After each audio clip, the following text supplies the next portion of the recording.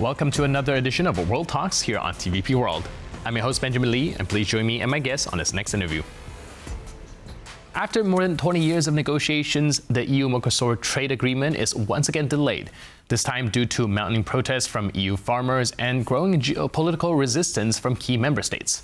With the pact's future uncertain, its economic and geopolitical stakes remain high. Joining us today on TVP World to unpack this implication is Francis G. Burwell, a distinguished fellow at the Atlantic Council and expert in transatlantic trade and regulatory policy. Hello and welcome to TVP World. Thank you for having me. So this Mercosur deal is a developing story, and before we dive into the details, let's take a look at a soundbite and see where the latest development lies. This is a statement made by Lula da Silva. Europe has not yet made up its mind. European leaders have asked for more time to discuss additional agricultural production measures. Yesterday, I received a letter from the President of the European Commission and the European Council, in which both expressed their expectation that the agreement will be approved in January. Without political will and courage on the part of leaders, it will not be possible to conclude negotiations that have been dragging on for 26 years. In the meantime, Mercosur will continue to work with other partners. So objectively looking at the EU-Mercosur deal from an economic as well as political standpoint, what does this deal present and what are some of the risks for both the EU and its partners? So I think when looking at any trade deal, there is first off a requirement to look at the economic component and also to look at the political component. I think with Mercosur, for Europe and for Poland, this is generally a good agreement. I know there has been a lot of concern about agriculture. Mercosur already exports to the EU a lot of agricultural products. I think that it's about 40% of what they export. The EU does not export a whole lot to Mercosur, primarily because the Mercosur tariffs are high, in some cases up to 55%. This agreement would lower those tariffs significantly, in some cases to zero. And this provides opportunities for farmers in Europe to export more to Mercosur. At the same time, the agreement is supposed to protect European phytosanitary accords qualifications. So there won't be chlorine-washed chicken and other things like that from Mercosur coming into Europe. But as you are showing on your screen, farmers are not exactly seeing it that way. So there is a significant political decision to be made here. I think that, President da Silva has made clear that they want this agreement. Mercosur wants this agreement, but that they will continue to look to other partners as well until the EU leaders can make absolutely clear that this is going to happen. So like you mentioned, there could be potential benefits for the farmers as well, seeing that is another additionally opened market. But some of the complaints that I heard from these people protesting are saying that with EU's regulatory power and the red tape making their products a lot less competitive compared to those coming from abroad. And do you think that, that those are some valid concerns that they have there? So you mean that EU exports to Mercosur would be less competitive because of EU regulatory? Well, those coming in and out of Europe. So I think there are different regulatory standards, but I think that each party, that is the EU and Mercosur, only accepts those products that meet their regulatory requirements. You cannot, for example, export a dangerous child's toy from Mercosur to the EU if it does not meet EU standards, safety standards included, and the same with agricultural products. I would also point out that Germany has been very much in favor of this accord because it sees the advantages for industry in Europe, for manufacturing. And Poland is a growing manufacturing power. So in fact, manufacturing makes up 20 to 25% of the Polish workforce, while farmers make up under 10%. So I think that what we have here is a very, very politically strong group throughout Europe, particularly in Poland, France, Italy. I would point out that farmers are very strong here in the United States as well.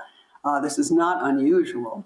And I think that this agreement overall, though, when you look at the pluses and minuses, is still a very good deal for Europe and will also push Europe to be more competitive. Right. So you mentioned the political dimension of these protests, even though, like I mentioned, most of these protesters, when asked, of course, they are mostly going to cite the economical concerns. Can you help us unpack the more political side of things? So I think on the political side, it is less, well, every country will have to make its own arrangements with the farmers. What we have seen in the negotiations on Mercosur has been growing attention paid to the farmers' concerns. And in fact, safeguards have been instituted in this arrangement. I think it's one of the first agreements of this type that has safeguards. So for example, let's say that after the Mercosur agreement is in force, beef exports suddenly go up 25%. Well, the safeguard is there so that if the imports go up more than 8% of a last 3 years average, then the European Commission can start an investigation. That investigation for sensitive products, and I think that beef would be one of those, will be done in 3 months, and then they can actually implement measures to stop the surge of imports. They can also implement those measures immediately on a temporary basis while the investigation is ongoing. I would also point out that beef, poultry, a lot of things that are agricultural products that Mercosur would export to the EU. Mercosur is already exporting these products. And what this agreement does is basically give them a tariff-free quota. Mm-hmm. And it's really actually quite small compared to how much the EU produces of each product.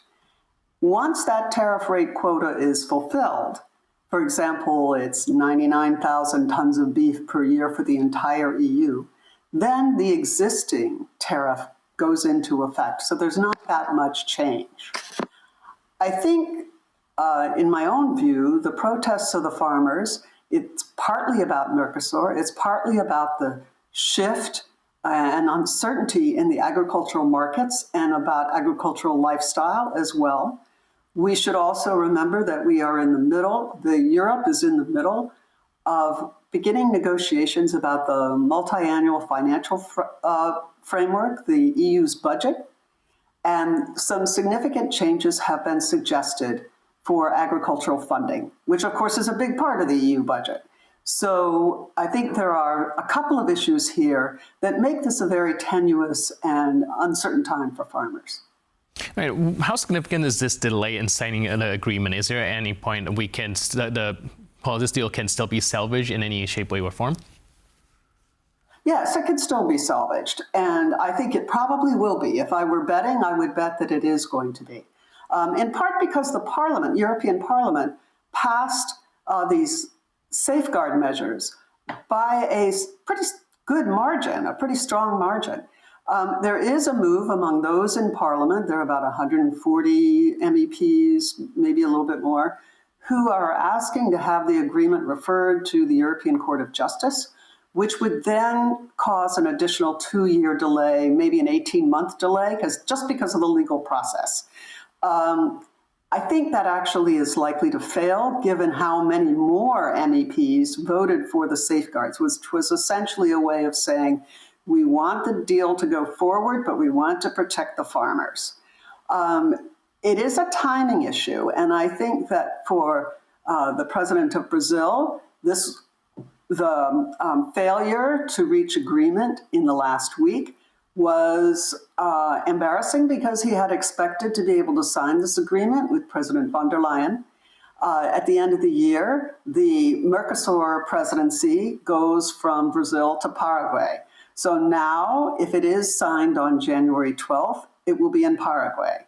And that's the expectation right now. I don't know if the agreement will make the 12th, but I think it will be signed in the next month or so,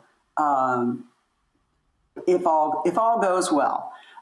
President Meloni said at the European Council that she needed about 3 weeks to make sure that Italian farmers were on board. All right, so speaking of being on board, do you think that these safeguard measures is going to be able to cool the temperatures to those who feel disenfranchised by the original deal? Well, I mean, the problem with safeguard measures is that they are complicated. They're not easy to explain. And I think that for many farmers, they are just feeling very uncertain about what are large agricultural trading countries having more access to the EU market. I would say that access under Mercosur is pretty limited, actually, for agricultural goods. I think you will probably see more for industrial goods and consumer goods.